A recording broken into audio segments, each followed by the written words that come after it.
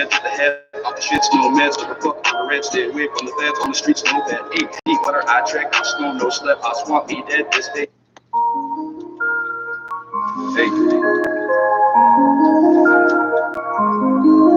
Batman, 20 shit, I'm back. Hey.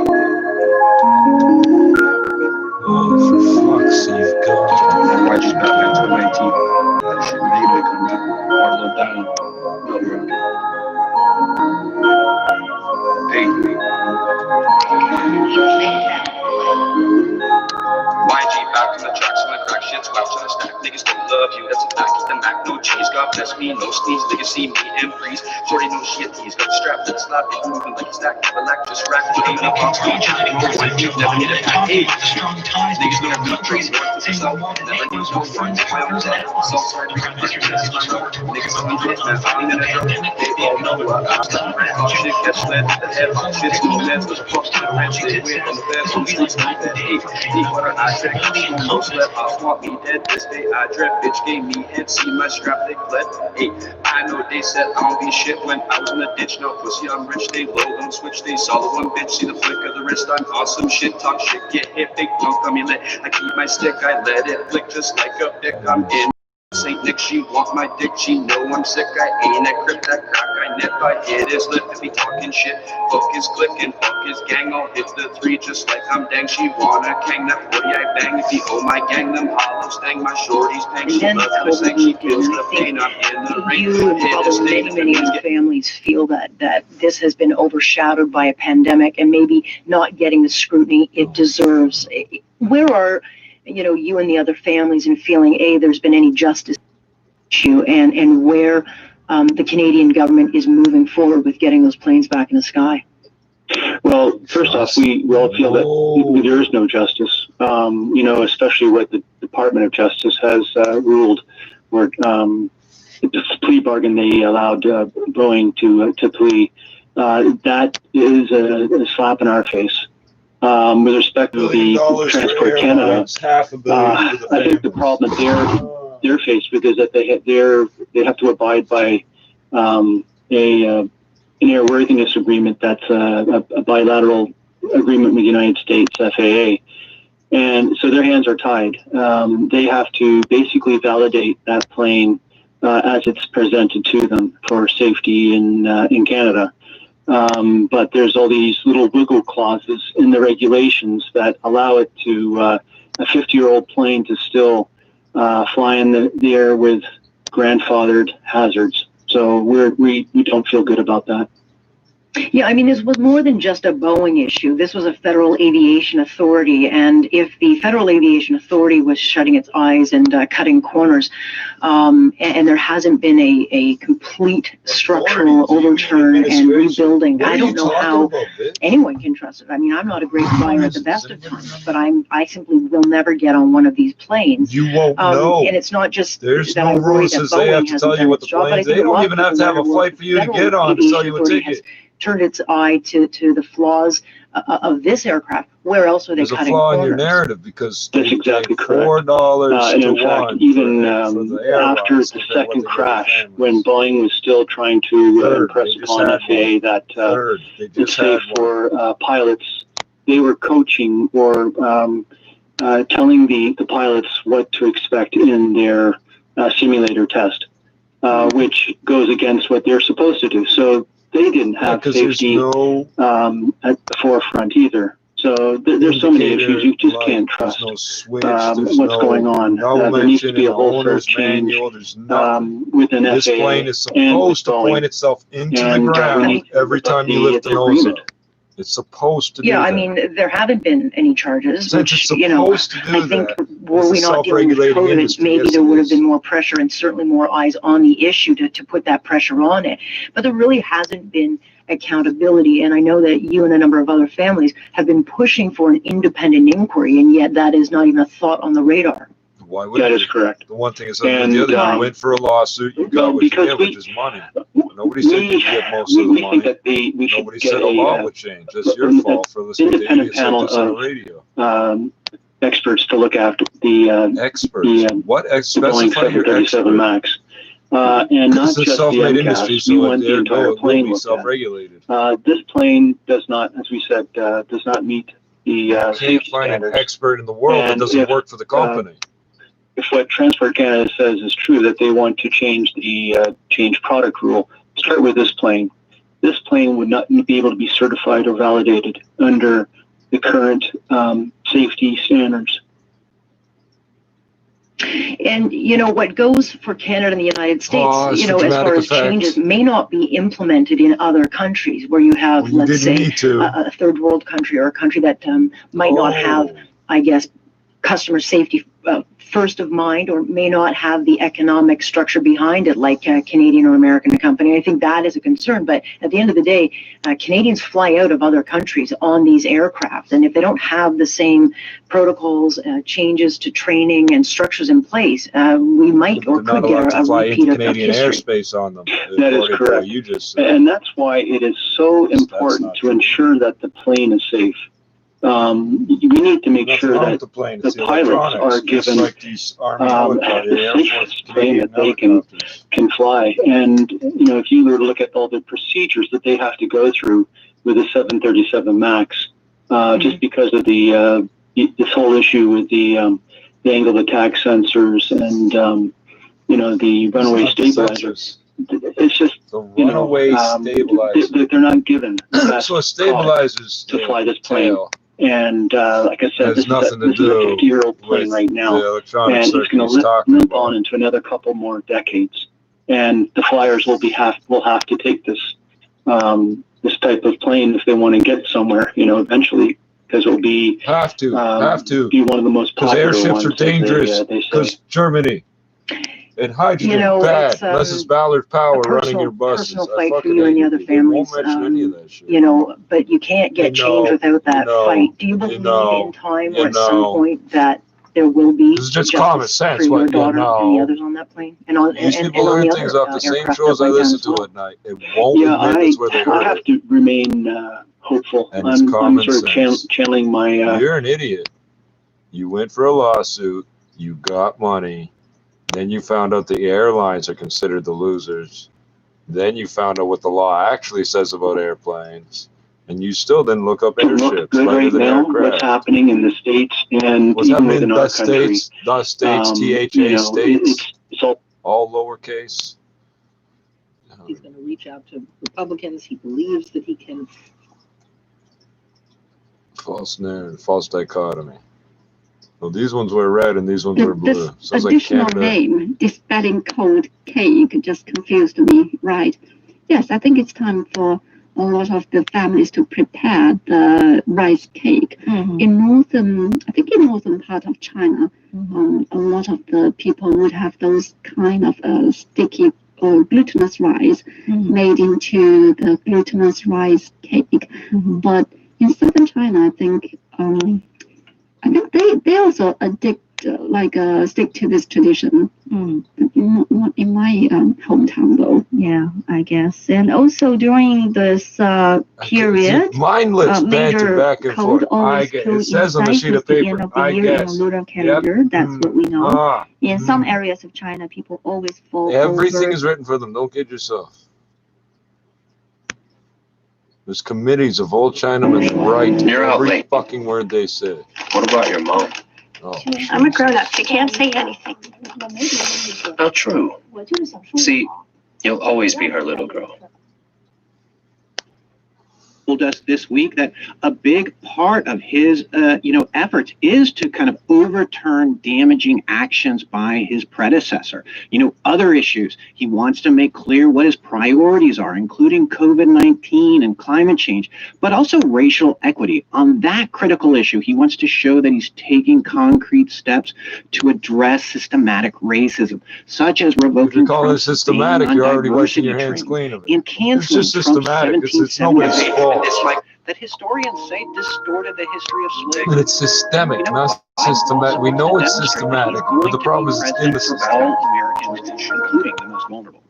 Kelsey Snell, tie it all together for us and give us a sense, based on your reporting on the Hill today, all the days leading up to this, about Joe Biden's ability to work with Congress on his agenda. Well, the one thing we know is that Joe Biden knows Congress, that he knows all of the leaders of the House and the Senate personally. He will have a relationship there, and we know that he personally wants to be involved in negotiations. But as Mara said, there are no honeymoons, and this will not be an easy road. That is NPR's Kelsey Snell, along with Franco Ordonez and Mara Liasson. Thank you, thank you, thank you. Thank you. That's not all the names that are on here. Oh, what did I press? But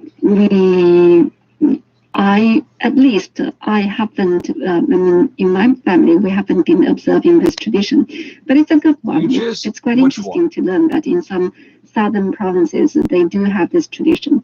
And apart from those kind of tradition, there are also a lot of food that's associated with this day. For example, eating fried spring rolls. Yes, this is this tradition has been observed quite well. A lot of people will prepare this food. In Anqing of Anhui province, people traditionally eat. And the record low is minus. Hold on, you got 12 minutes left here. Right. 7:20. Damn it.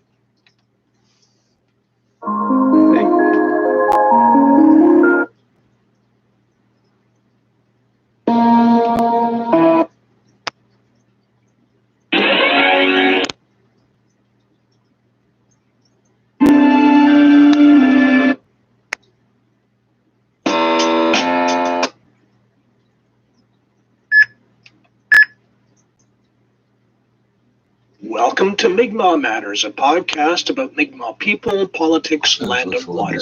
I'm Glenn Wheeler.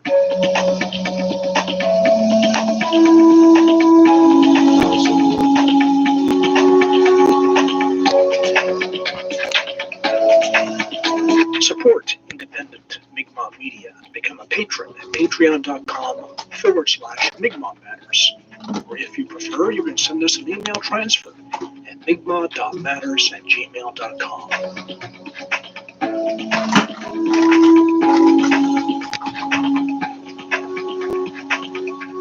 One of the great unknowns about Indigenous history on the island of so-called Newfoundland is whether Mi'kmaq are related to the Beothuk people. There is anecdotal evidence that we are. Certainly the two groups share the same territory at the same time, and people being people, we might expect that there would be relations, including intimate relations between the two groups. But oral history is not considered proof in the legal and scientific order that now prevails, and the Beothuk-Mi'kmaq link has remained a question mark. That could soon change. Meoulbegeg First Nation, in partnership with Terra Nova Genomics Incorporated, based in St. John's, will explore the possible genetic links between Beothuk and Mi'kmaq. The study is made possible by a $30,000 grant from National Geographic. It is open to members of the Meoulbegeg First Nation only. Steve Carr is the president of Terra Nova Genomics. I spoke with him about the company, the study, and the possible implications of the study results. Terra Nova Genomics was originally organized to provide forensic identification of wildlife materials, and that would be, for example, if someone caught some birds and we suspected that an enforcement agency suspected that they were migratory birds, we could do an identification of the species, and then that would result in a court case. In other cases, I think there was a murder of someone, or someone had gone missing. It was suspected that they had been murdered. The RCMP found blood spore in the area, and before a very careful human examination was done, they asked us to just simply say, is this human or not? And we found all the spores that we looked at were from other species. We have done studies on codfish, reindeer, other things, but the intention was to do basically wildlife identifications to species. So your project with Meoulbegeg, I guess, is a little different from what you ordinarily do. Very different, very different. And tell us how that project came to be. You've got a grant from from National Geographic, and you're working with Meowbigeg. How did that all come together? Well, I had been working with the chief for a number of years. I had an honor student who's a member of Meowbigeg First Nation who was interested in the question. She had access to genealogy, and we worked out an agreement with the chief, and the chief was enthusiastic about it, basically wanting to see what kind of genetic variation there was at Conn River. It was a small project, but we did find evidence of First Nations lineages, or I should say Native American lineages in the group. And the question arose, well, are those, but we couldn't do anything further than that because there was very little Beothuk reference material. And then in 2017, a former student of mine who is now at McMaster University, they have an ancient DNA lab there, and they were able to extract mitochondrial DNA, which is maternally inherited. They were able to extract mitochondrial DNA from a series of grave sites associated with Beothuk, Maritime Archaic, and Dorset Eskimo, or Dorset Indian tribes. And that provided a framework, and now we know what Beothuk, genetic variation in the Beothuk, looked like pre-contact. And then the question that I immediately asked is, well, if any of the people that we have looked at, or of any of the people that are in the various databases nowadays, do we find any evidence of continuity between the Beothuk and modern peoples? Because the previous study had shown, well, the Maritime Archaic and the Beothuk, they're separated by about 1,500 years, which is to say that the Maritime Archaic came to the island, they left, nobody was here for 1,500 years.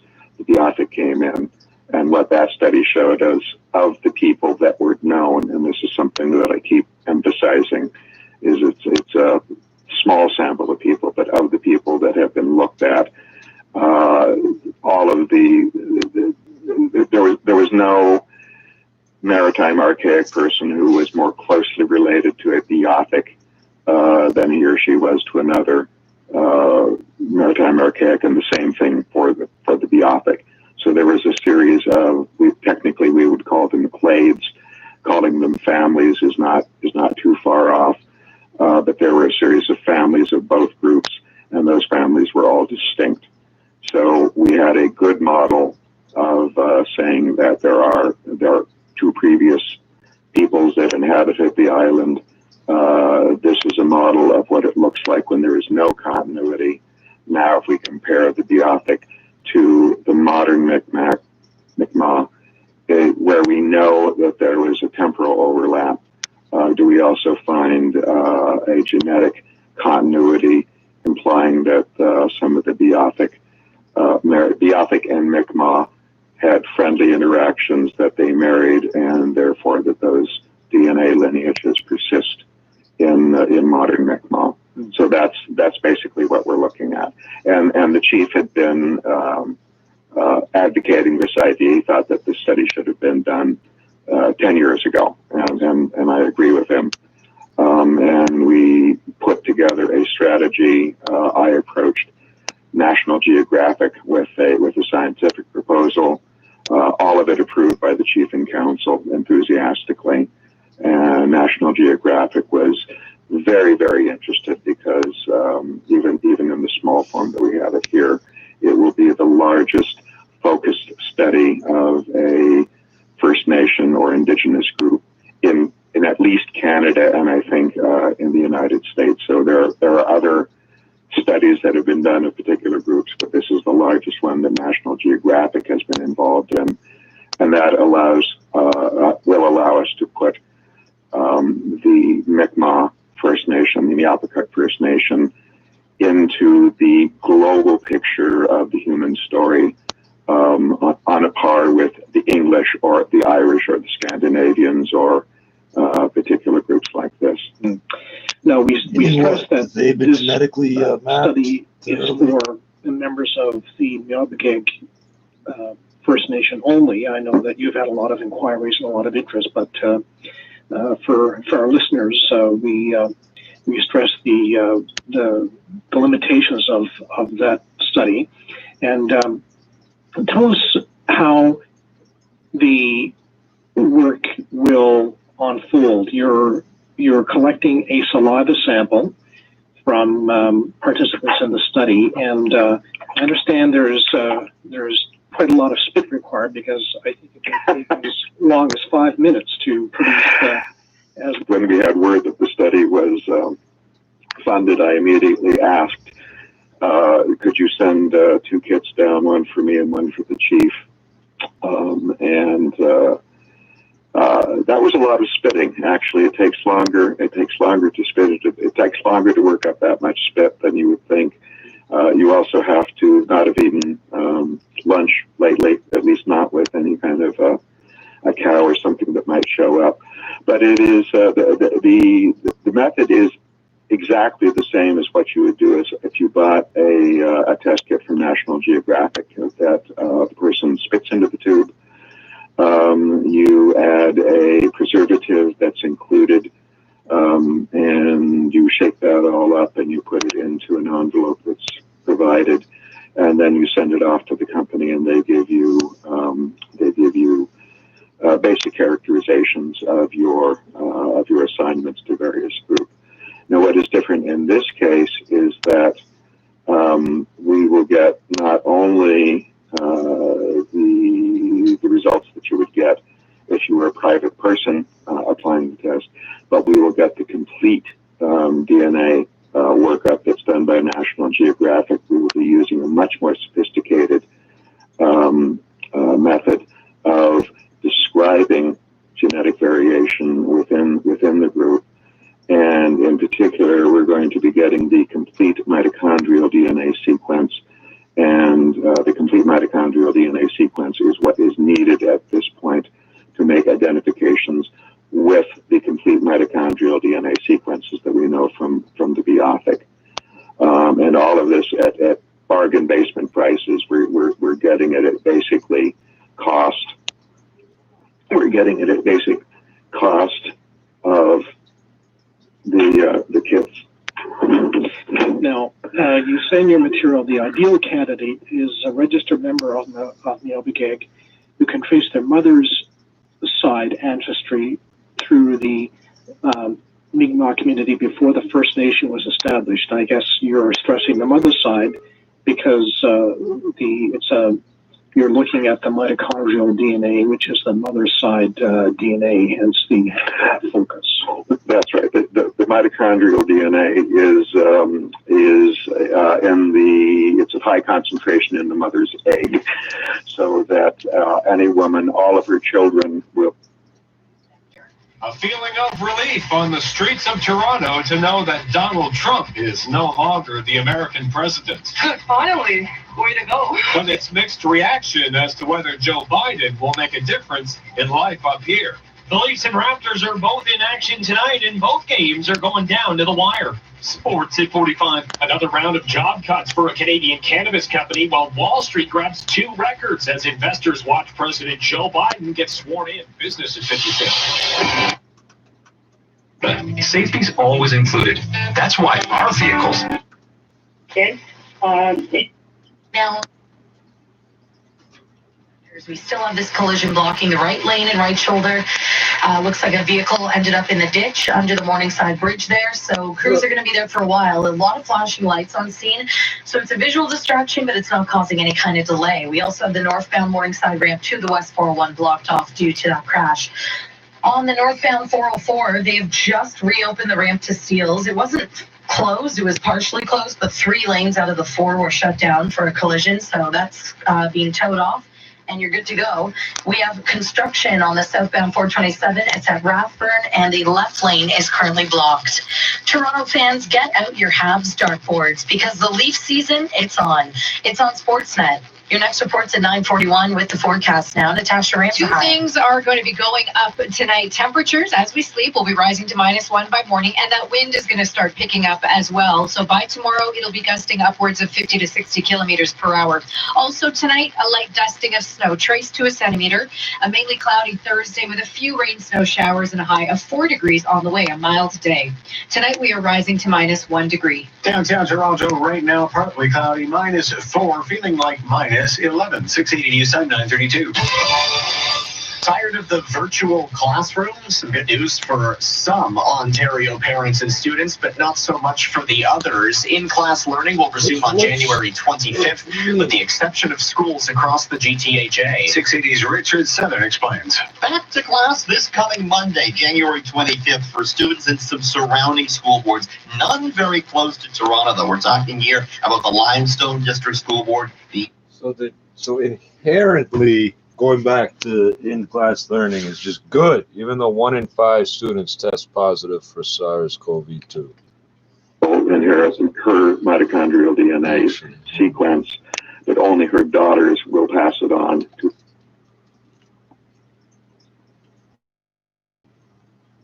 One of these is Studio Plus. Where they must quarantine in guarded hotels for 14 days. About a dozen players, including Novak Djokovic,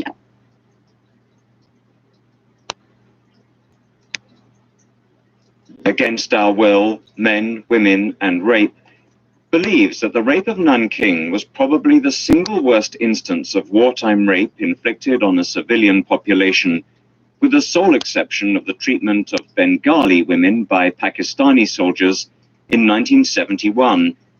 An estimated 200,000 to 400,000 women were raped in Bangladesh during a 9-month reign of terror following a failed rebellion. Brown Miller suspects that the rape of Nanking surpasses in scale even the raping of women in the former Yugoslavia, though it is difficult for her to say for certain because of the unreliability of Bosnian rape statistics. It is impossible to determine the exact number of women raped in Nanking. Estimates range from as low as 20,000 to as high as 80,000. But what the Japanese did to the women of Nanking cannot be computed in a tally sheet of statistics. We will never know the full psychic toll, because many of the women who survived the ordeal found themselves pregnant, and the subject of Chinese women impregnated by Japanese rapists in Nanking is so sensitive that it has never been completely studied. To my knowledge, and to the knowledge of the Chinese historians and officials at the memorial hall erected in memory of the Nanking massacre, not a single Chinese woman has to this day come forward to admit that her child was the result of rape. Many such children were secretly killed. According to an American sociologist in the city at the time of the massacre, numerous half-Japanese children were choked or drowned at birth. One can only guess at the guilt, shame, and self-loathing that Chinese women endured when they faced the choice of raising a child they could not love or committing infanticide. No doubt many women could not make that choice. Between 1937 and 1938, a German diplomat reported that uncounted Chinese women were taking their own lives by flinging themselves into the Yangtze River. We do know, however, that it was very easy to be a rape victim in Nanking. The Japanese raped Nanking women from all classes: farm wives, students, teachers, white-collar and blue-collar workers, wives of YMCA employees, university professors, even Buddhist nuns, some of whom were gang raped to death. And they were systematic in their recruitment of women. In Nanking, Japanese soldiers searched for them constantly as they looted homes and dragged men off for execution. Some actually conducted door-to-door searches, demanding money and huagunyang, young girls. This posed a terrible dilemma for the city's young women, who were not sure whether to remain at home or to seek refuge in the international safety zone, a neutral territory guarded by Americans and Europeans. If they stayed in their houses, they ran the risk of being raped in front of their families. But if they left home in search of the safety zone, they ran the risk of being captured by the Japanese in the streets Traps lay everywhere for the Nanking women. For instance, the Japanese army fabricated stories about markets where women could exchange bags of rice and flour for chickens and ducks. But when women arrived on the scene prepared to trade, they found platoons of soldiers waiting for them. Some soldiers employed Chinese traitors to seek out prospective candidates for rape. Even in the safety zone, the Japanese staged incidents to lure foreigners away from the refugee camps, leaving women vulnerable to kidnapping raids. Chinese women were raped in all locations and at all hours. An estimated 1/3 of all rapes occurred during the day. Survivors even remember soldiers prying open the legs of victims to rape them in broad daylight in the middle of the street and in front of crowds of witnesses. No place was too sacred for rape. The Japanese attacked women in nunneries, churches, and Bible training schools. 17 soldiers raped one woman in succession in a seminary compound. Every day, 24 hours a day, the Dagong daily newspaper testified of the great rape of Nanking. There was not 1 hour when an innocent woman was not being dragged off somewhere by a Japanese soldier. Old age was no concern to the Japanese. Matrons, grandmothers, and great-grandmothers endured repeated sexual assaults. A Japanese soldier who raped a woman of 60 was ordered to clean the penis by her mouth. When a woman of 62 protested to soldiers that she was too old for sex, they rammed a stick up her instead. Many women in their 80s were raped to death. And at least one woman in that age group was shot and killed because she refused the Japanese soldiers' advances. The C9 will do 900. If the Japanese treatment of old women was terrible, their treatment of young children was unthinkable. Little girls were raped so brutally that some could not walk for weeks afterwards. Many required surgery. Others died. Chinese witnesses saw Japanese rape girls under 10 years of age in the streets and then slash them in half by sword. In some cases, the Japanese sliced open the vaginas of preteen girls in order to ravish them more effectively. Even advanced stages of pregnancy did not render women immune to assault. The Japanese violated many who were about to go into labor, were in labor, or who had given birth only a few days earlier. One victim, who was 9 months pregnant when raped, suffered not only stillbirth, but a complete mental collapse. At least one pregnant woman was kicked to death. Still more gruesome was the treatment allotted to some of the unborn children of these women. After gang rape, Japanese soldiers sometimes slashed open the bellies of pregnant women and ripped out the fetuses for amusement. You're listening to A Light on Literature, CRI's presentation of outstanding literature about China. Today's narration by Ian Reid is from The Rape of Nanking by Iris Chung, an account of terrors inflicted by the Japanese military beginning in 1937 in China's capital city of the time.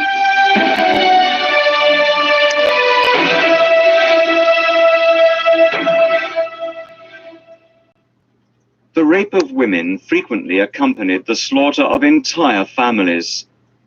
One of the most notorious stories of such a slaughter was recorded in detail by American and European missionaries in Nanking.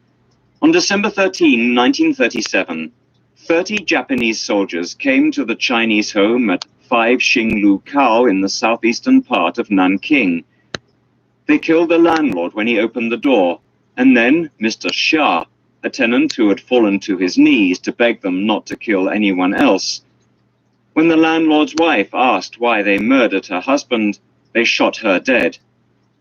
The Japanese then dragged Mrs. Xia from under a table in the guest hall where she had tried to hide with her 1-year-old baby.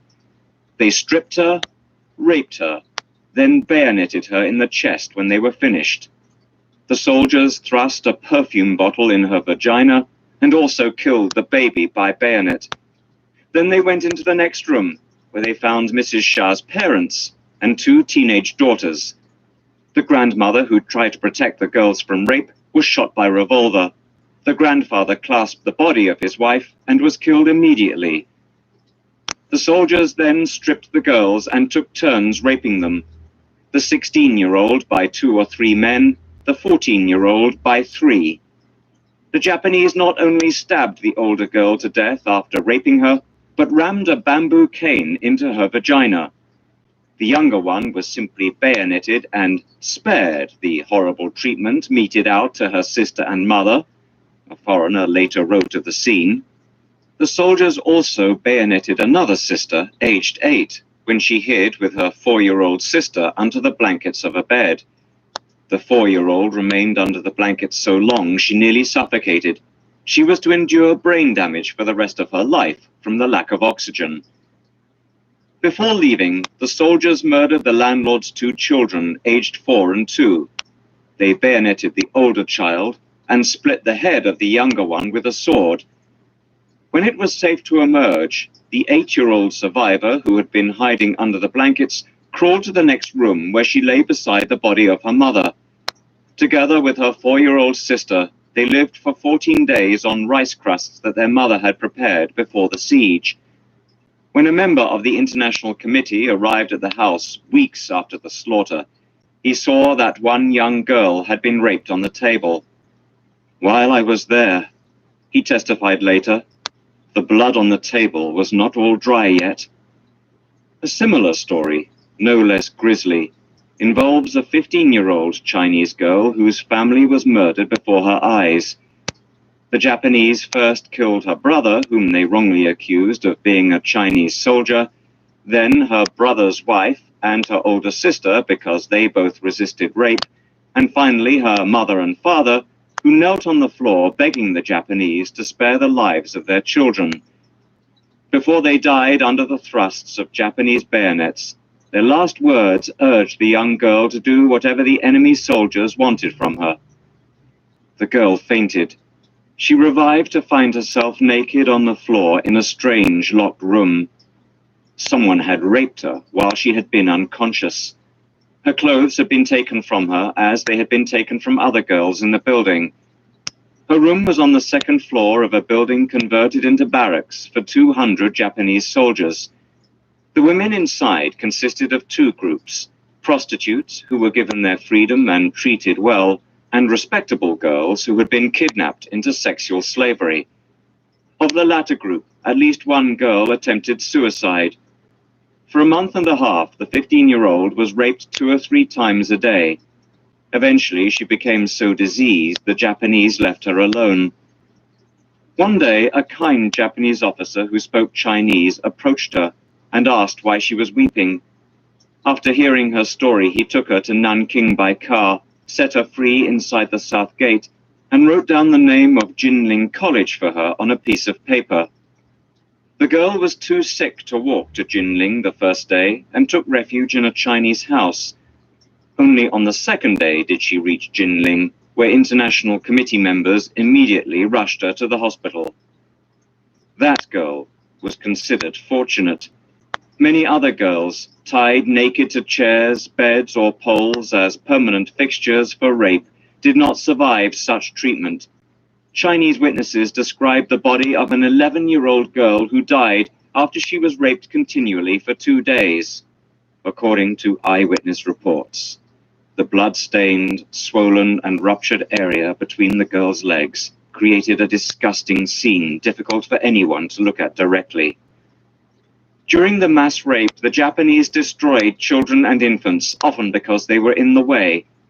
Eyewitness reports described children and babies suffocating from clothes stuffed in their mouths, or bayoneted to death because they wept as their mothers were being raped. American and European observers of the rape of Nanking recorded numerous entries like this one. 415, February 3, about 5 p.m. at Changshu-Shan, near Tachongjiao. 3 soldiers came and forced a woman to throw away her baby, and after raping her, they went away laughing. Countless men died trying to protect their loved ones from rape. When the Japanese dragged away one woman from a mat shed and her husband intervened, they stuck a wire through his nose and tied the other end of the wire to a tree, just like one would tie up a bull. There they bayoneted him repeatedly, despite the pleas of his mother, who rolled around on the ground, crying hysterically. The Japanese ordered the mother to go into the house or they would kill her. The son died from the wounds on the spot.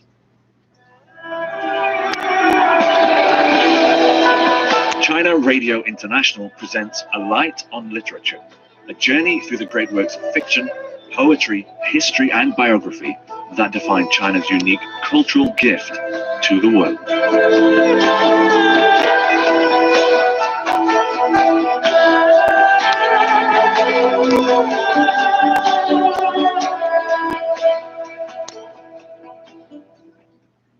There seemed to be no limit to the Japanese capacity for human degradation and sexual perversion in Nanking.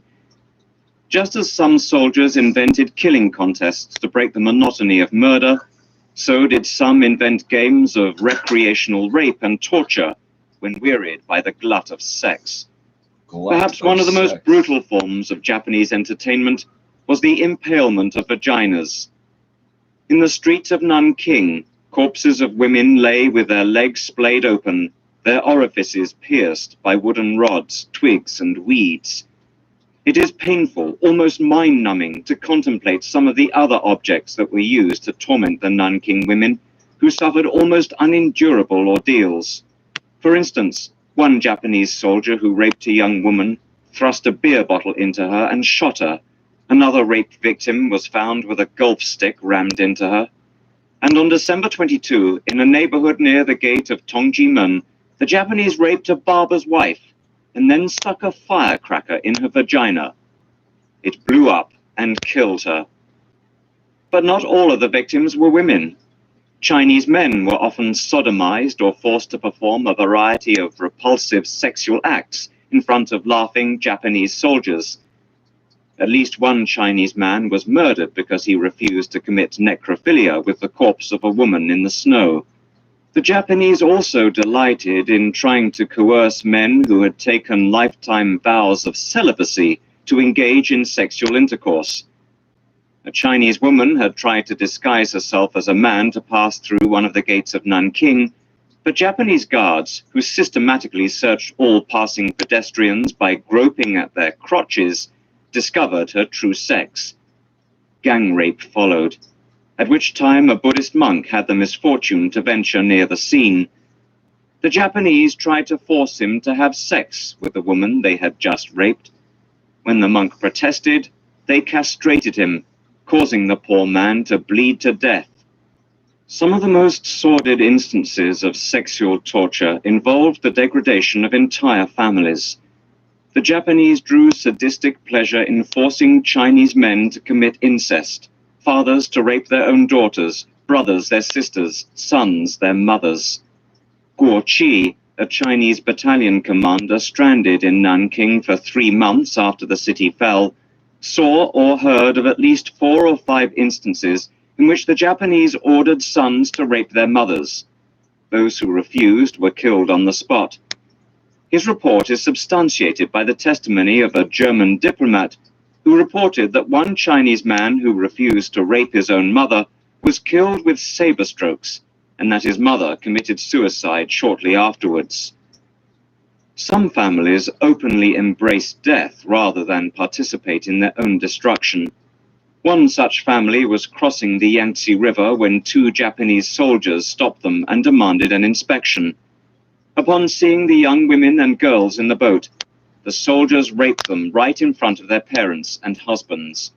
This was horrifying enough, but what the soldiers demanded next of the family devastated them. The soldiers wanted the old man of the family to rape the women as well. Rather than obey, the entire family jumped into the river and drowned. Once women were caught by Japanese soldiers, there was little hope for them, for most were killed immediately after rape. But not all women submitted easily. Many were able to hide from the Japanese for months, in fuel stacks, under piles of grass or straw, in pig pens, on boats, in deserted houses. In the countryside, women hid in covered holes in the earth, holes that Japanese soldiers tried to discover by stamping on the ground. One Buddhist nun and a little girl avoided rape and murder because they lay still in a ditch filled with bodies and feigned death for 5 days. Women eluded rape using a variety of methods. Some used disguise, rubbing soot on their faces to appear old and diseased, or shaving their heads to pass themselves off as men. One clever young woman disguised herself as an old woman, hobbling about on a cane and even borrowing a little boy of 6 to carry on her back until she safely entered the safety zone at Jinling College. Others feigned sickness, such as the woman who told Japanese soldiers she had given birth to a dead child 4 days before. Another woman took the advice of a Chinese captive to force her finger down her throat and vomit several times.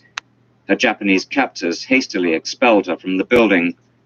Some escaped by sheer quickness, ducking in and out of crowds, climbing over walls, with the Japanese in hot pursuit.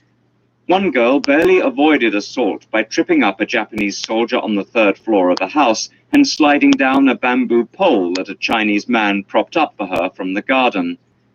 Once caught, women who struggled faced the possibility of torture as a warning to others who dared to resist the Japanese. Those who defied the Japanese were often found later with their eyes torn out, or their noses, ears, or breasts cut off. Few women dared fight their assailants, but there were scattered accounts of resistance.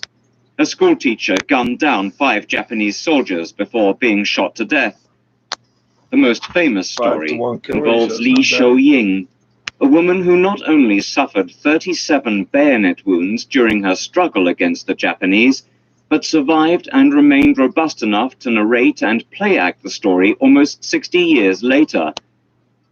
In 1937, 18-year-old Li Shou-ying was the bride of a military technician. When the government evacuated the capital, her husband left Nanking on the top of a train packed with Chinese soldiers. Li stayed behind because she was 6 to 7 months pregnant and believed it was dangerous in her condition to board a crowded train. Like many other Chinese civilians in Nanking, Li and her father fled into the foreign-run safety zone. They hid in the basement of an elementary school that had been converted into a refugee camp. But this camp, like others in the zone, was subject to repeated Japanese inspections and invasions. On December 18, a group of Japanese soldiers broke in and dragged the young men out of the school. The following morning, they returned for the women. Fearful of what the Japanese would do to a pregnant housewife, Li made an impulsive decision. She tried to kill herself by slamming her head against the basement wall. When she regained consciousness, she found herself lying on a small canvas cot on the floor of the basement. The Japanese were gone, but they had taken several young women with them. Wild thoughts raced through Li's head while she lay in a daze on the cot. If she ran out of the building, she might be throwing herself at Japanese rapists. But if she did nothing and waited, they would probably come back for her. Li decided to stay. If the Japanese did not return, all would be well and good. But if they did, she would fight them to the death. She would rather die, she told herself, than be raped by the Japanese. Soon she heard the heavy footsteps of 3 Japanese soldiers coming down the stairs.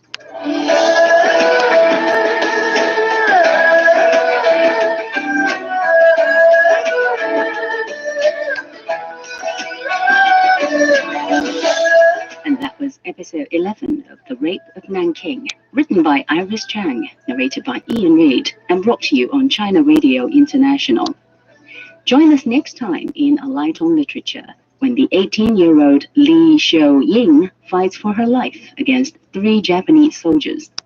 And if you missed anything, be sure to check out our website at www.crienglish.com and click the link for A Light on Literature.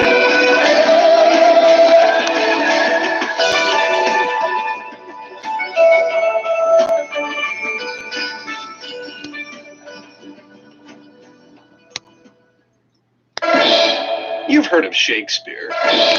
You're acquainted with Charles Dickens. You may even know the Odyssey of Homer. But have you read the great Tang Dynasty poets of China?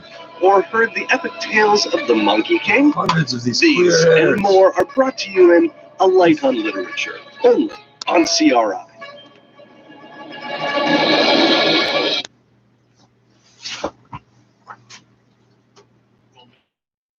no doubt bleed into our country. Nye says he specifically anticipates better trade to help the relationship we have with our neighbors to the south. Shatter our nation rather than share it, would destroy our country if it meant delaying democracy.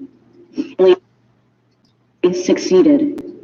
But while democracy can be periodically delayed, it can never be permanently defeated.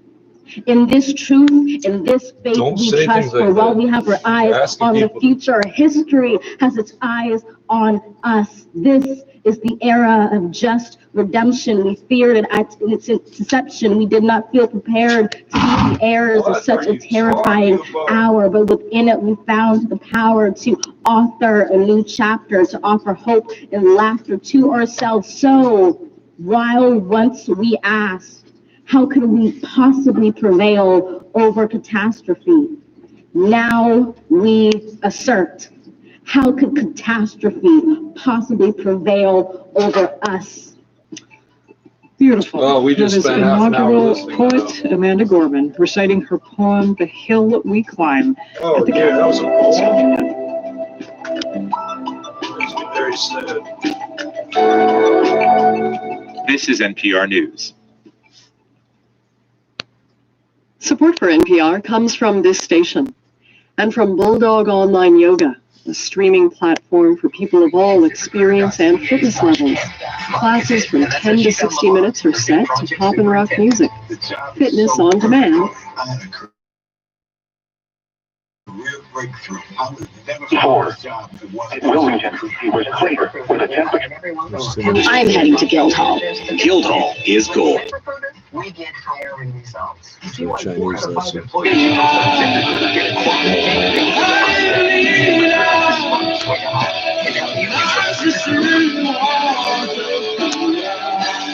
the fuck is this? Mama. 要为我伤心，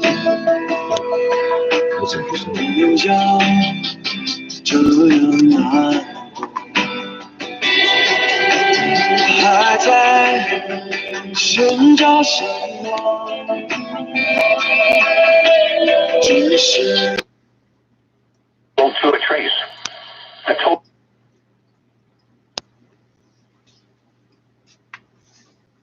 Kitchener, those same conditions in Shelburne, -8 feels like -16, -6 in Bradford, and right now downtown -4 feeling like -11. 680 News Time, 10 o'clock. On for breaking news, traffic, and weather. This is 680 News, Toronto. This is Wednesday, January 20th. Good evening. I'm Scott Burnett. And I'm Zach Bodenstein. Here's what's making news right now. It's back to class for students in some surrounding regional school boards, but it's now anyone's guess when students in Toronto, Peel, and York will head back to in-class learning. On day one, newly sworn-in U.S. President Joe Biden is scheduled to sign a series of executive orders. Among them, he's expected to pull the Keystone XL pipeline project.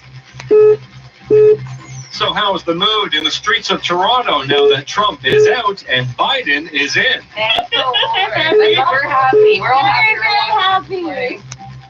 From climate action to the economic recovery, the Prime Minister says he looks forward to working closely with President Biden. Canada-U.S. relations are bound to greatly improve despite a few challenges. The early wave of NBA games is coming to a close. That includes the Raptors, who fall at home to the Heat. Well, it's a tough loss for the Leafs to Edmonton. Sports at 15. Winning streaks across North American markets as Wall Street hits 2 record highs, and the maker of an at-home rapid COVID-19 test files to be traded publicly. Business 26. 680 News Talk 1001. Traffic and weather together on the ones that set up the traffic center, and say good evening to Craig Gear. Good evening. This report is brought to you by Aaron Waxman and Associates. So a pretty uneventful evening on the roads right now. We do have some construction out and about. Eastbound 401 through Nielsen in the collectors. They're closing the right lane down. Westbound 401, it's through Morningside in the collectors. 2 right lanes are blocked off. It's also closed the northbound Morningside ramp to the westbound 401. We also have construction getting set up on the west 401 through Mississauga Road.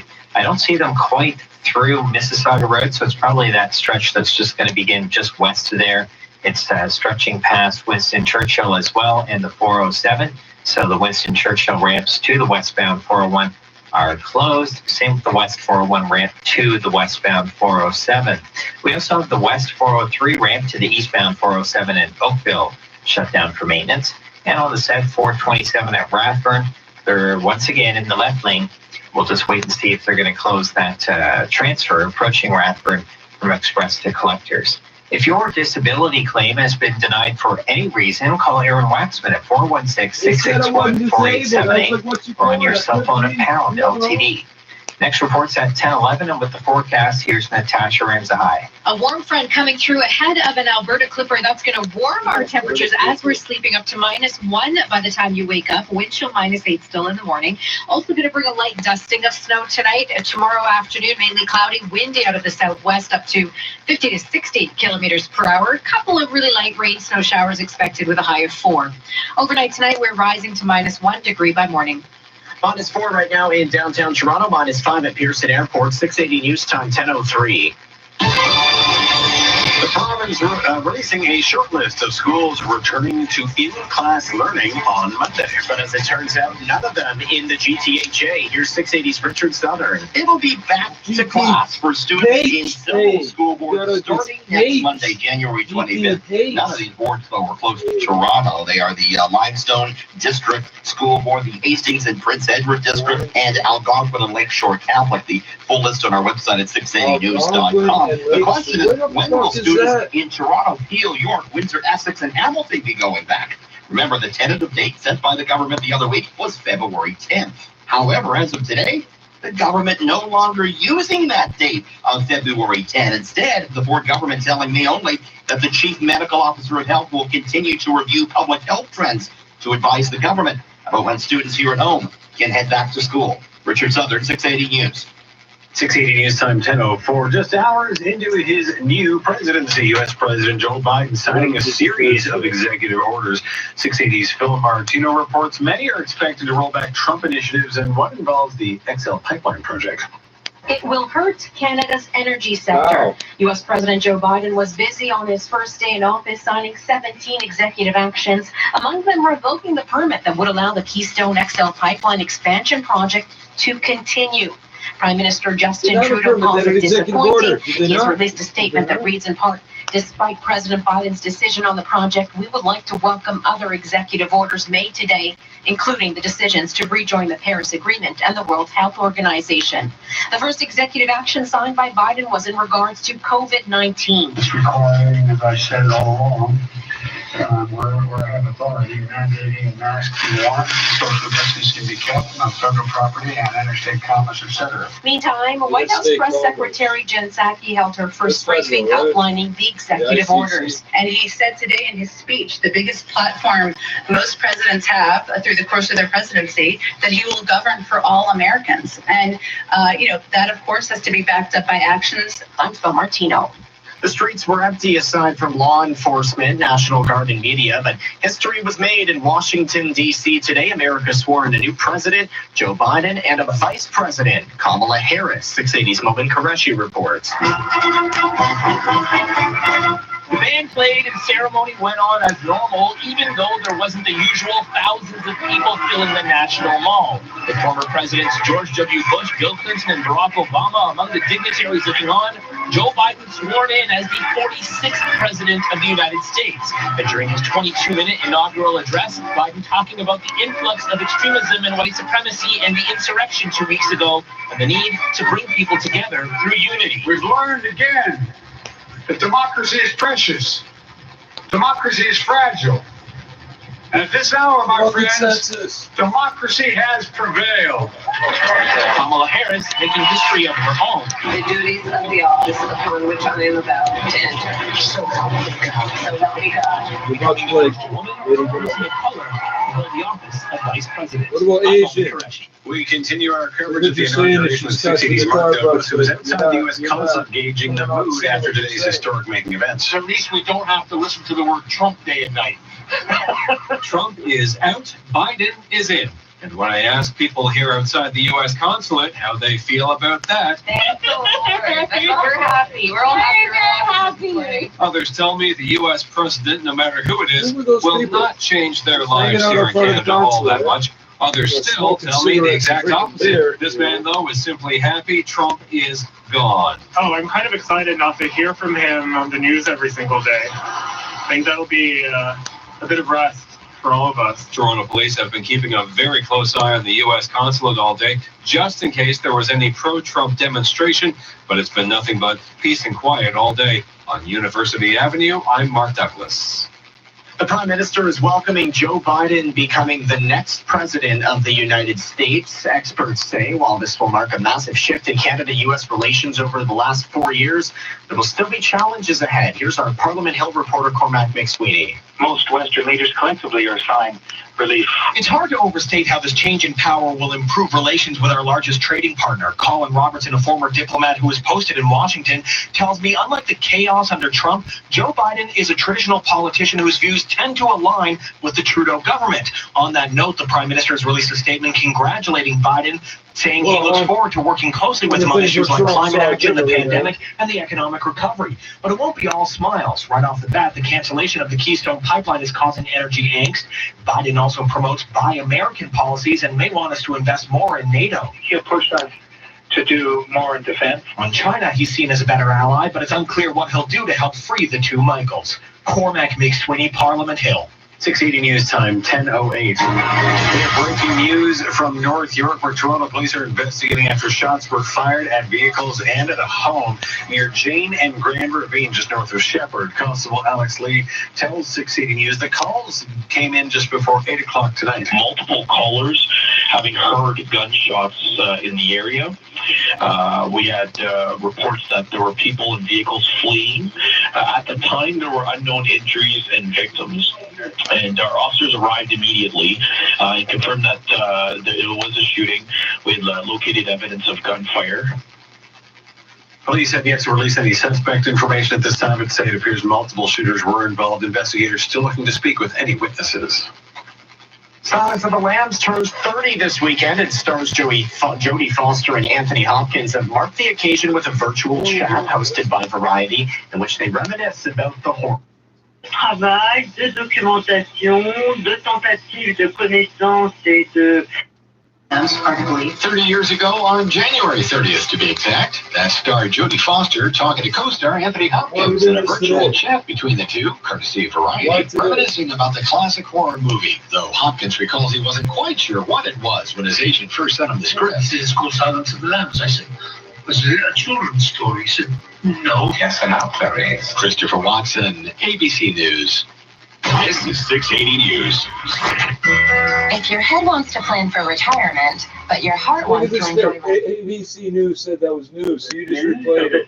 They can understand where I'm coming from and why this is big. It's a big deal. It's important. It's a day of hope and historic making event for lots of people of color, women.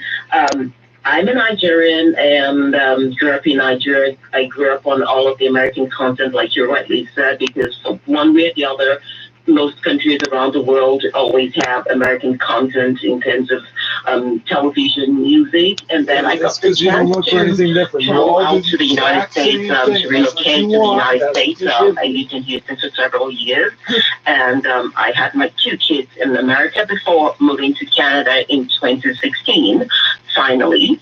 So that's just a little roadmap to my, getting here in Canada.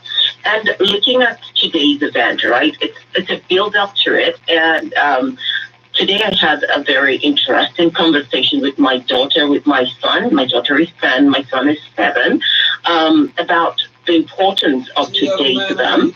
And I wouldn't say it's just today, but I think it's a culmination of the days from the election to now. The last 4 years has been a time where we've all had to talk to her children about the importance of empathy, the importance of having a leader who understands the people, who feels and is able to communicate with people, not someone who calls people names and disrespects people where they come from, one who sows the seed of divide. So today to my daughter was a very important day, and the first thing I heard her say, last night she was going to go to bed. She said, I have to go to bed very early so that I can wake up very early tomorrow. I don't want to miss the inauguration. And for me, that was I've never seen her that engaged with politics. And you can say it's because of the mother's job, because I'm involved with television and radio and content and news. But to her, it was very important. And the phrases, the statements she made afterwards about the fact that she sees herself in the White House, that means I can become the president of America. It's important to see representation. These are her words that I'm using, right? She said, I can see myself in the White House. Mommy, when I get to the White House, you can live with me because I see I can become the president of the United States of America. And then she talks about the importance of seeing herself, representation, a woman, that she can achieve whatever it is. It's important. It's nice to see that a man can play a supporting role. And it's just, it's all of these things all in one. The inauguration of the first woman vice president in America, the first Black woman, the first woman of South Asian descent, and also having the first Latina Supreme Court judge, having to swear in. I think it's just a very historic and important day for many women around the world, for women of color, for girls. It shows that you can do anything if you just put your mind to it. Do you remember exactly where you were when Barack Obama put his hand on the Bible and was sworn in as president the very first time? Yes, I was still in Nigeria at that point. I was still living in Nigeria. I moved to the U.S. Somewhere during the President Obama presidency, his tenure, was when I relocated into the U.S., but I was in Nigeria then. But it was a very important moment for everybody, even back there in Nigeria, even though it wasn't like we had that direct link, right? And it was an important day for lots of people to see a Black man, go into the White House, become the president of the United States of America. Jimmy, I'm going to ask you one of these, uncomfortable questions that that I'm known for. That many people listening to this broadcast right now, and I get correspondence from people all the time, and just to talk to people all the time, and for whatever reason, I'm very fortunate. People open up to me.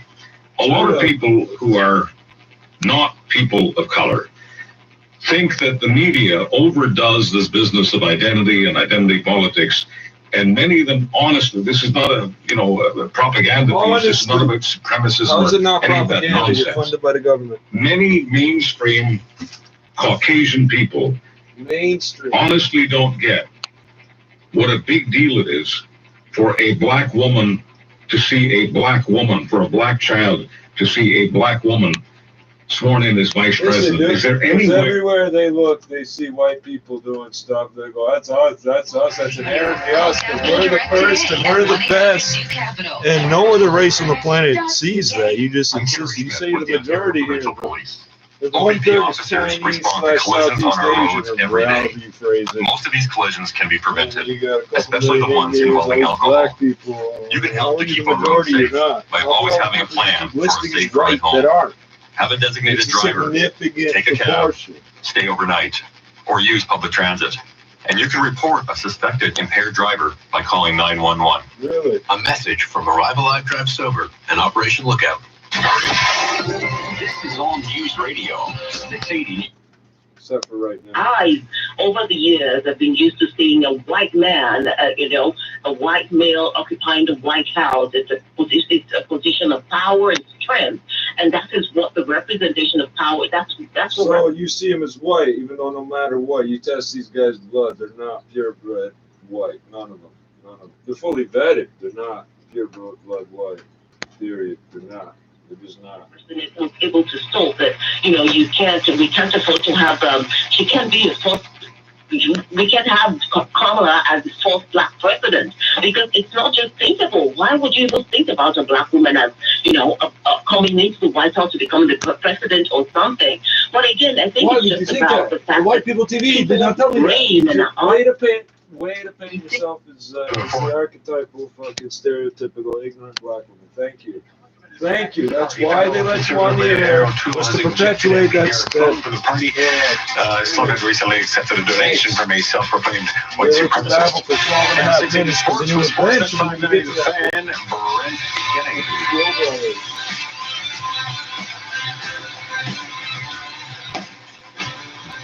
The Leafs, the Oilers, and the rest of the hockey world were thinking there'd be fireworks at Scotiabank Arena for a meeting between Connor McDavid and Austin Matthews. Well, not so much. Matthews did guys. I thought you played sports. In Washington, D.C., the change in the White House. Let me throw the phone number out to you, and we're going to go to this from time to time throughout the evening. 1-877-399-9898 to text or call. 1-877-399-9898. We'd like to get a peek through your voice into the discussion that you and members and people you think of this family. Stupid shit, so we can all correct you. Go look at how many listeners we had. CRTC. Are you talking about? Don't give the niggers their own conversation. Leave it in our hands. Like you to we're be the self-professed experts. So on we know your best. own particular surroundings, your own particular circle of friends and family.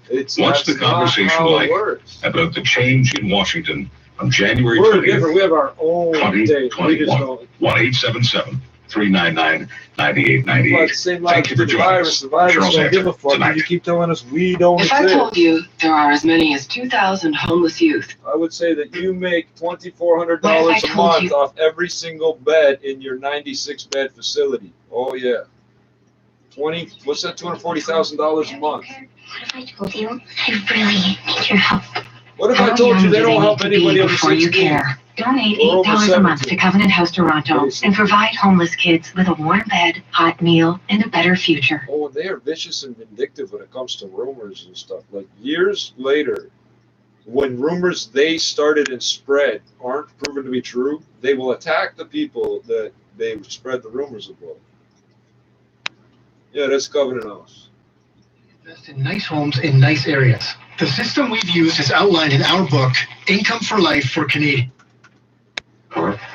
You're a deep tip. City TV. Stream live and free at citytv.com. 680 News Time, 10:19. The province's police watchdog says no further action is needed after a Peel police officer shot and killed a Mississauga man during an incident last year. 680's Madison Fitzpatrick joins us live with more. Madison. Yes, gone on January 7th, 2020, Peel police were investigating Jamal Francique regarding a community complaint about drugs and firearm activity. Francique, who was a black man, was every shot time they after put their hands on me, stole my shit. as they approached also, his vehicle, somebody called and break-ins around here. He died 3 days later after being placed on life support in hospital. The shooting sparked protests, which called for an end to anti-black racism. However, the Peel Regional Police Chief says anytime a life is lost due to an interaction with police, it is a tragedy that all involved wish could have been averted. We're all affected with this trial. All these people are going to be collecting from the Victims' Compensation Fund. The majority of payments from the Victims' Compensation Fund go to police officers in the line of duty. So even when you don't file for the money, they write down later, oh, taking this report was so horrible, I'm traumatized. And they get the money. 1,000, 4,000, 8,000. Here you'll enjoy premium personalized care and lifestyle options. While your they present it on the website as somehow come first. You. Let's connect. We'd love to get to know you and create an experience tailored to your unique needs. Learn more at amica.ca. Your home, it's not just 4 walls and a roof over your head. It's the place you've made into your own. It's where your memories live and where you feel safe. And now more than ever, it's where you want to be. Silver Cross is dedicated to helping seniors stay mobile in your home for as long as possible. From medical beds to stair lifts to home lifts, Silver Cross has all kinds of ways to help keep you comfortable and confident in your environment. Right now, you can buy a stair lift online, including professional installation.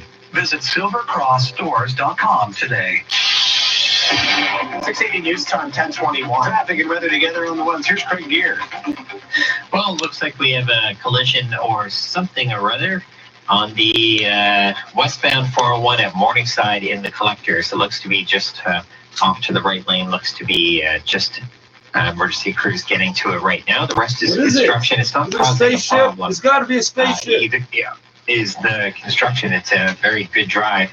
You're down to a single lane, though, through one zone, and we have some ramps that are blocked, too. So we have the northbound Meadowvale ramp to the westbound 401 shut down. The northbound Morningside ramp to the westbound 401's closed as well. And through Mississauga Road, that's the stretch where we're down to a single left lane once again. This zone west of Mississauga Road stretches for quite a while. It's blocking the Winston Churchill ramps to the west 401 and also the westbound 401 ramp to the westbound 407. Eastbound 401 through McCowan in the collectors, the left lane's blocked. Nielsen in the collectors, it's the right lane, and both the Nielsen ramps to the eastbound 401 are shut down. Westbound 403 ramp to the eastbound 407 in Oakville, that's also shut down.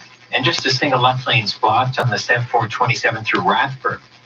Next report is at 10:31 with the forecast. Here's Natasha Renza. Up and down temperatures here over the next few days. Tonight, we are rising while we sleep up to -1 by morning. A light dusting of snow tonight. The winds are going to kick up to 50 to 60 kilometers per hour tomorrow. Mainly cloudy skies with a high of 4 degrees, and it could see a couple of rain snow showers, but fairly dry through the day. Early Friday morning, we've got to watch for snow, blowing snow, reduced visibility, and that snow could be heavy at times as well early Friday. We're looking at a couple of centimeters of accumulation for Toronto, but higher amounts as you move north, especially into the afternoon. Watch the lake effect snow kick in with that gusty northwest wind. Some parts of the snow belts could be in for 5 to 10 centimeters, and temps falling Friday from -1 down to -4. And by Saturday morning, that wind chill as you wake up -18. At least the sun will be back in the afternoon with a high of -5.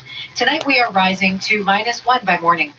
-4 right now downtown, -5 at Pearson Airport. 680 news time, 10:23. Superfan with a super deal.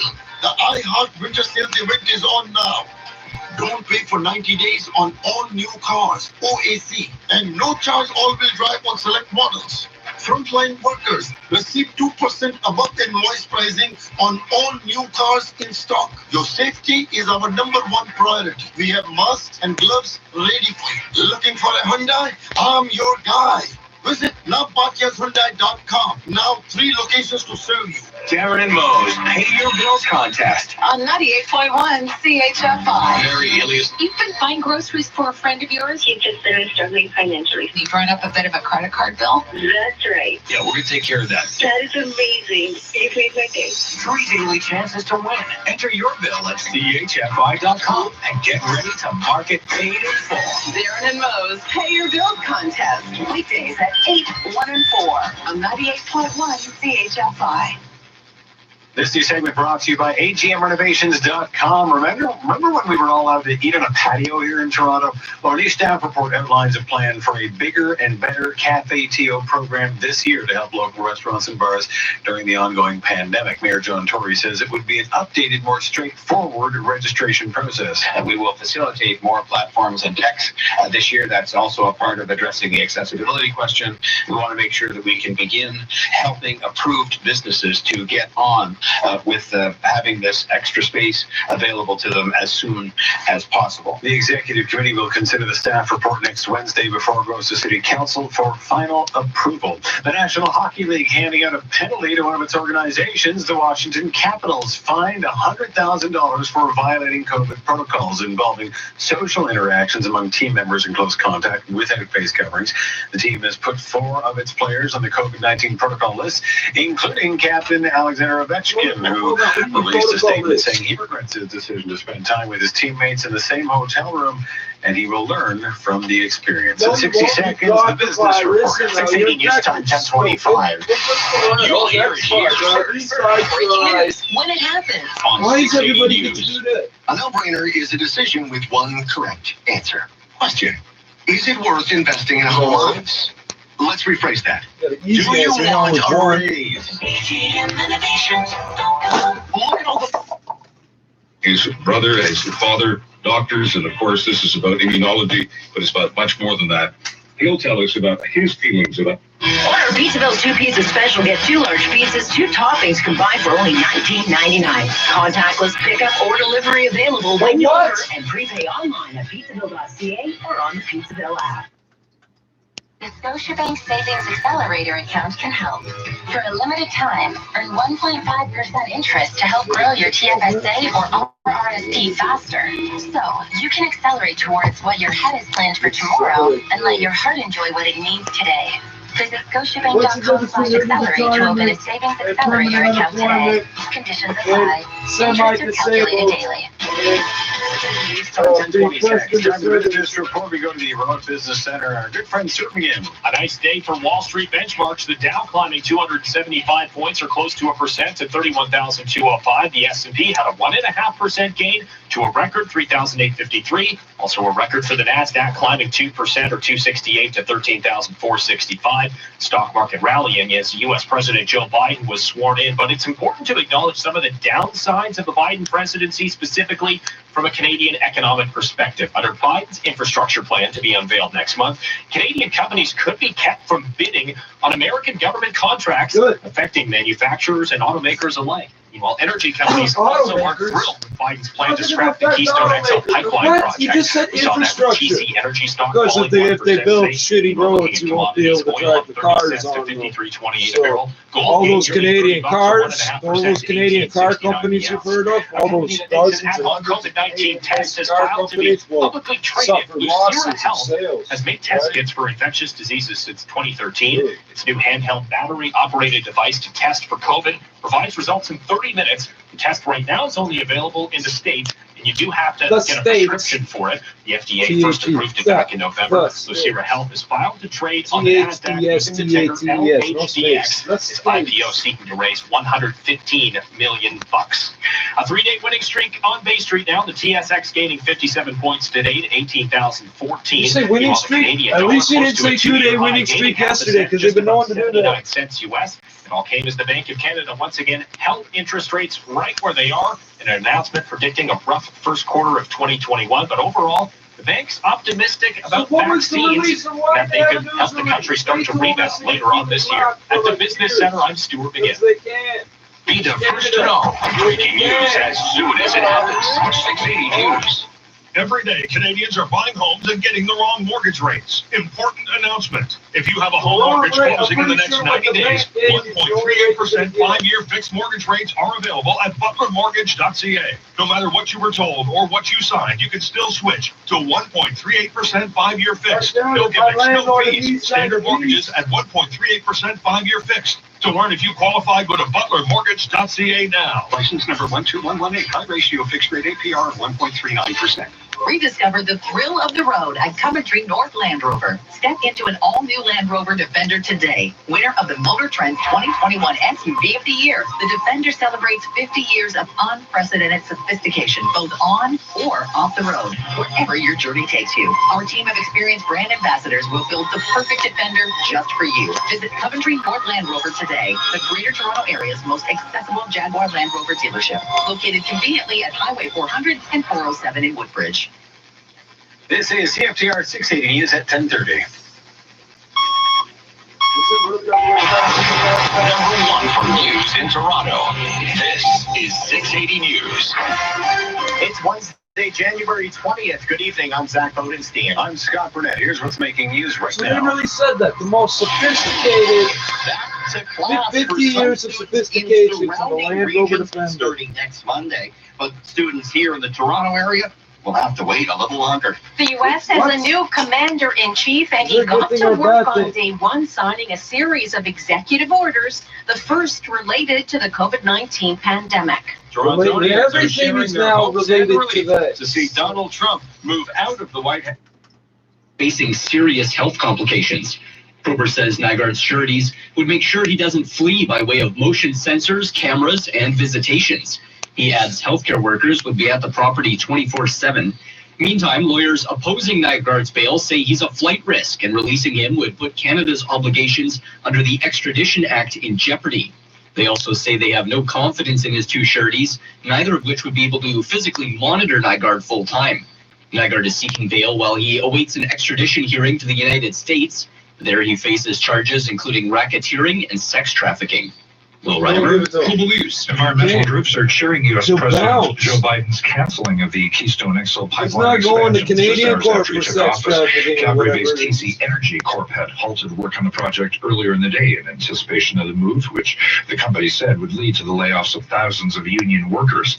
Environmental Defense says the pipeline never made sense for either the U.S. or Canada, adding its cancellation shows climate action is a priority for the Biden White House. A young poet was among the performers at the inauguration of U.S. President Joe Biden earlier today. National Poet Laureate Amanda Gorman at the inauguration, delivering the poem, The Hill We Climb, weaving words to mark America's painful history. Painful. It's so painful for us white people when you remind us that you have nothing. I don't know why you brag. 3 ramps to the eastbound 407 in Oakville shut down for maintenance as well. Next report at 10:41 with the forecast. Here's Natasha Ramsahai. 2 things are going to be going up tonight. Temperatures, as we sleep, will be rising to -1 by morning, and that wind is going to start picking up as well. So by tomorrow, it'll be gusting upwards of 50 to 60 kilometers per hour. Also tonight, a light dusting of snow, traced to a centimeter. A mainly cloudy Thursday with a few rain snow showers and a high of 4 degrees on the way, a mild day. Tonight, we are rising to -1 degree. Downtown Toronto right now, partly cloudy, -4, feeling like -11. 680 news time at 10:32. Just how many back-to-school days can you have in 1 year? The Ministry of Education announcing today that 100,000 Ontario students will return to class for in-class learning on January 25th, but GTHA schools will stay online for now. 680's Richard Southern has the details. I think the real story here is when exactly will Toronto area students be heading back to in-class? Well, and you're an idiot because you already know it's based on numbers no one's willing to control. And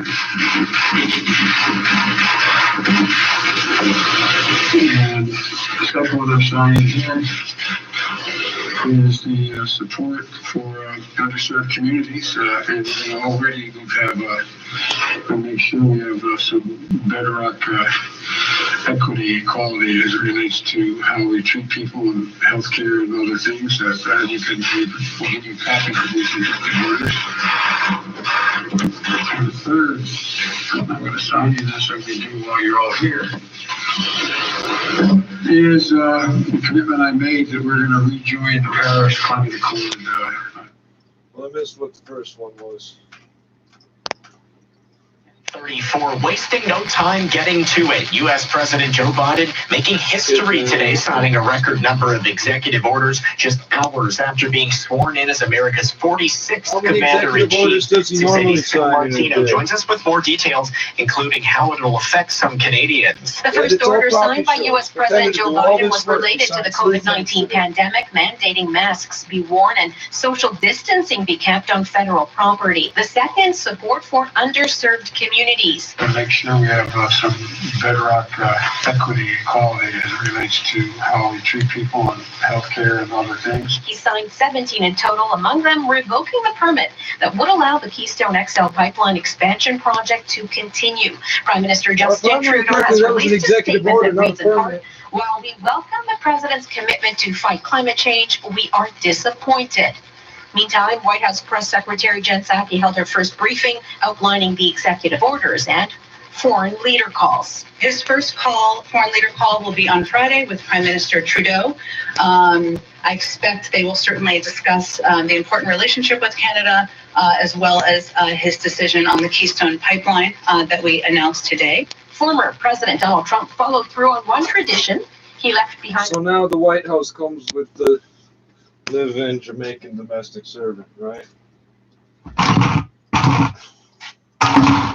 Oh, that's right. This Canadian racism, not American. Hold on a second. What am I making fun of here? Okay, so I got a little bit of weed because that rape and nanching thing was. I wasn't expecting that.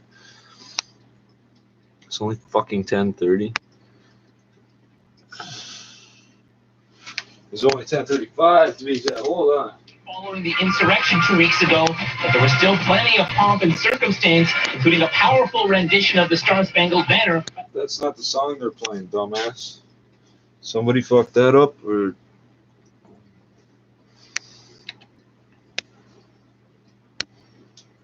I need to smoke a freaking shot. They're on genotype men and women. But what we're looking for is these maternal lineages. Now, and having said that,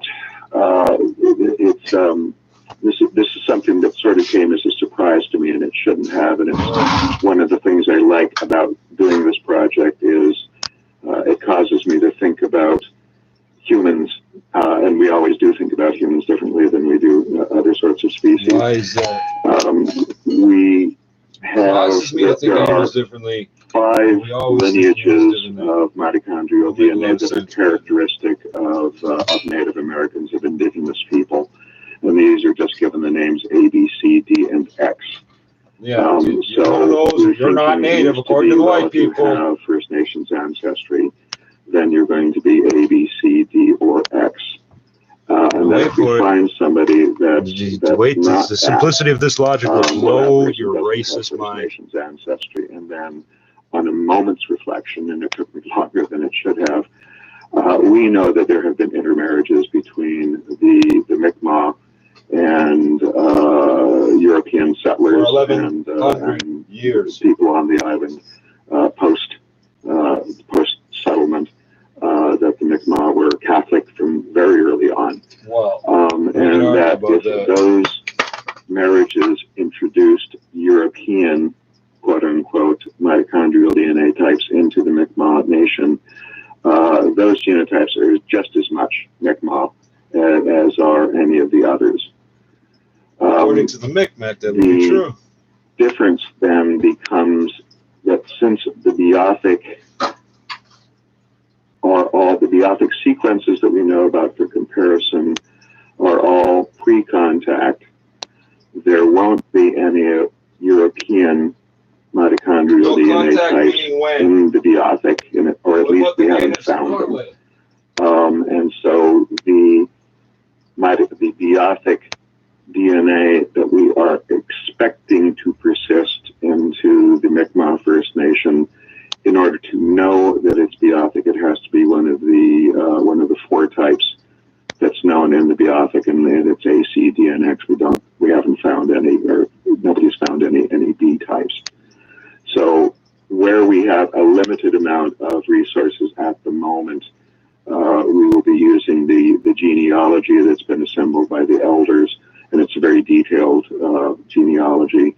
We'll focus initially on those genealogies that suggest that the mother has been a member of the community, and as you say before, there was a First Nation, which is a legal distinction.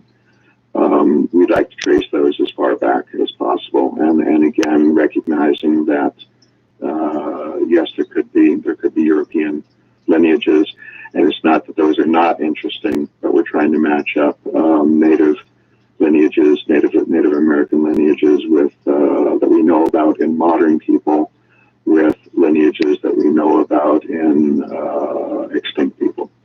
No, the biotic comparator, are you relying on the same material used in the McMaster study, or will you, of course, we have the remains of Nona Sabasit and Damazduit on Turtle Island at some point. Will you have to get new material, or?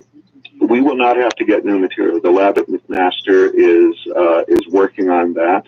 They have done the complete mitochondrial DNA sequences. We don't have to collect any new material. That the material that has been obtained already is adequate for this first phase of the comparisons.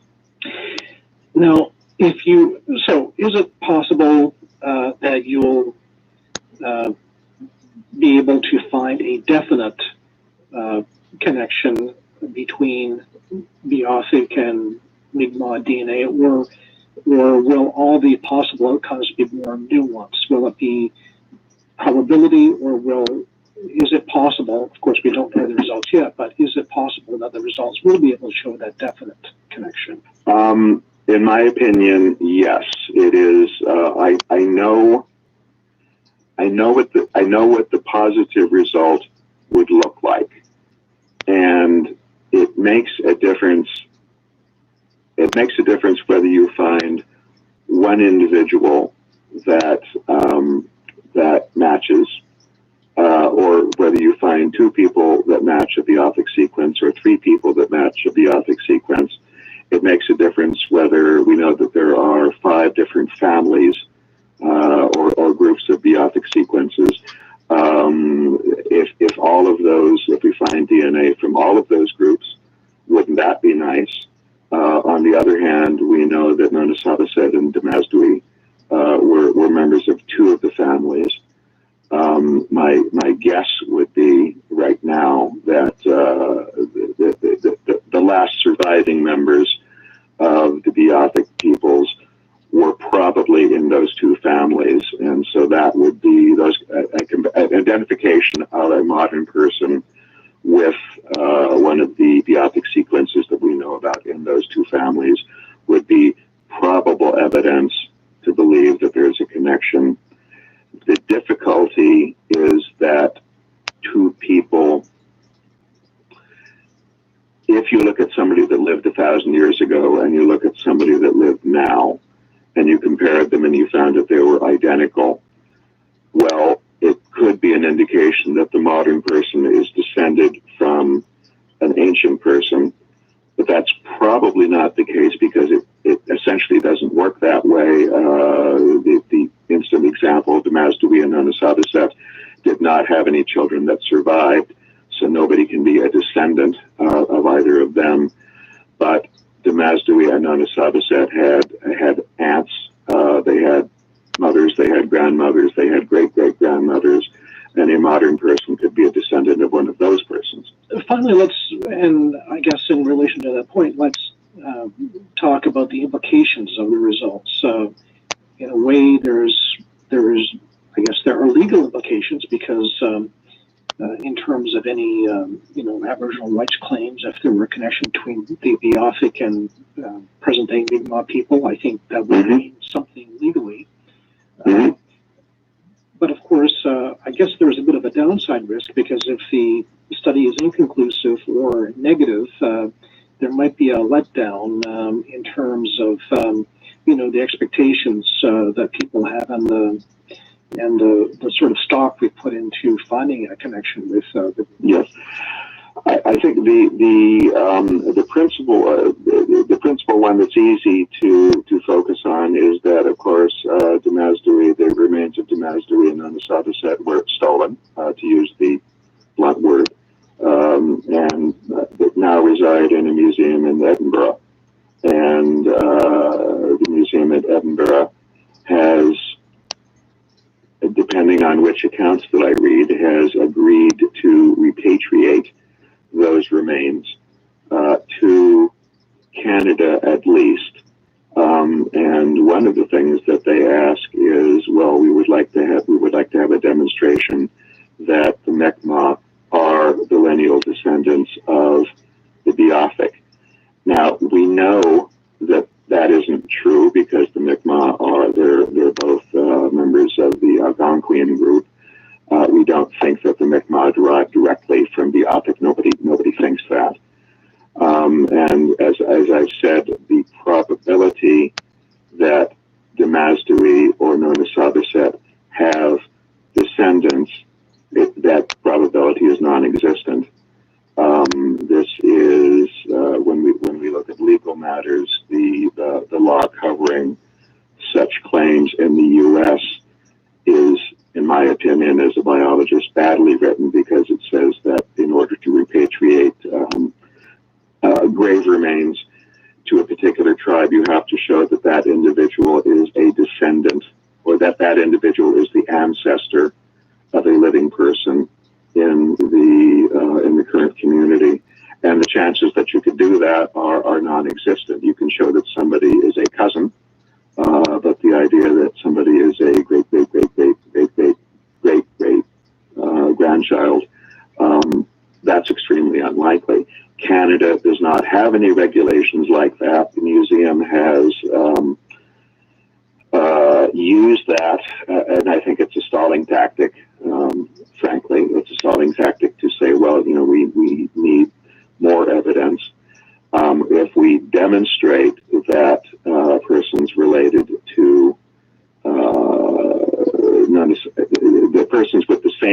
DNA sequence as non-subset or Demasdui exist in the Mi'kmaq community that is evidence of shared ancestry, as we've said, and then it establishes a genetic continuity, but it doesn't establish an ancestor-descendant relationship in the way that you are a direct descendant of your grandmother.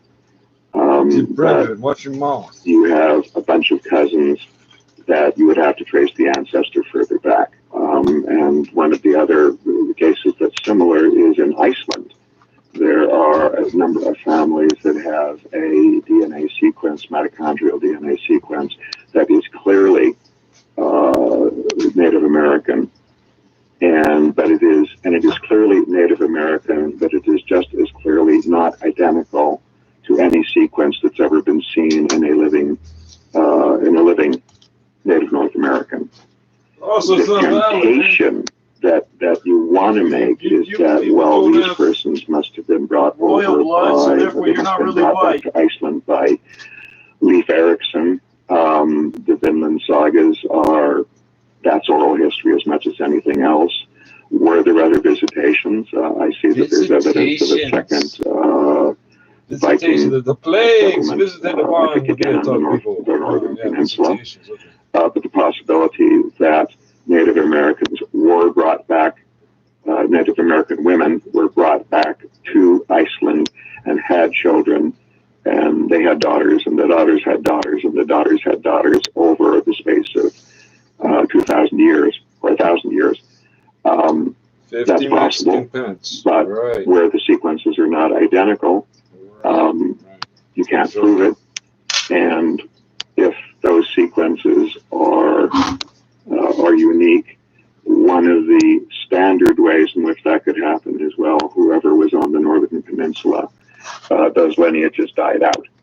So it's not that there are closely related biopic, but they're not identical. And so you can't say that those individuals, those families in Iceland, are descendants of the biopic because they don't match any biopic that we know about. Yeah. You can make a probabilistic case, but I wouldn't take that as direct evidence of. Let me ask you something. What type of pigment gene do they have? Because there's 6 types of pigment. You can look at 100 people and not find any evidence, and then you look at the next person, and then you've got somebody who is plainly within the biopic. And that's the basis of Dragnet. So did you catch the people that killed these Indians or what? I'm waiting for CSI Nova Scotia to fucking kick in, by researchers at McMaster University.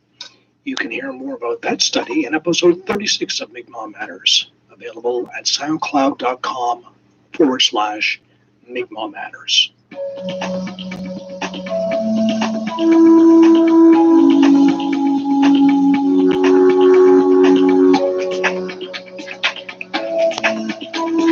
And that's it for the program. Allison Baker is the technical producer of Mi'kmaq Matters. Thanks to our radio partners, Bay of Islands Radio, Voice of Bombay, CHMR, and Meobigag First Nation Radio. Like us on Facebook, follow us on Twitter. I'm Glenn Wheeler. Till next time. Maybe I should log into Facebook. I think my ban ended 2 months ago.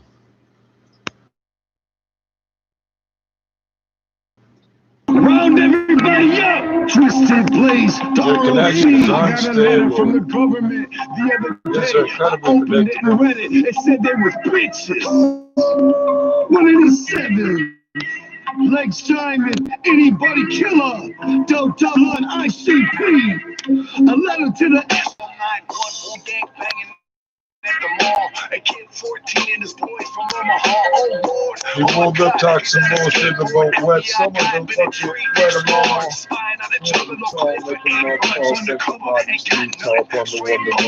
Everybody's goddamn time and money. Cause you some old outdated cops, tubs, and sunny headed and funny. And the bitch in your ass is like bees to honey.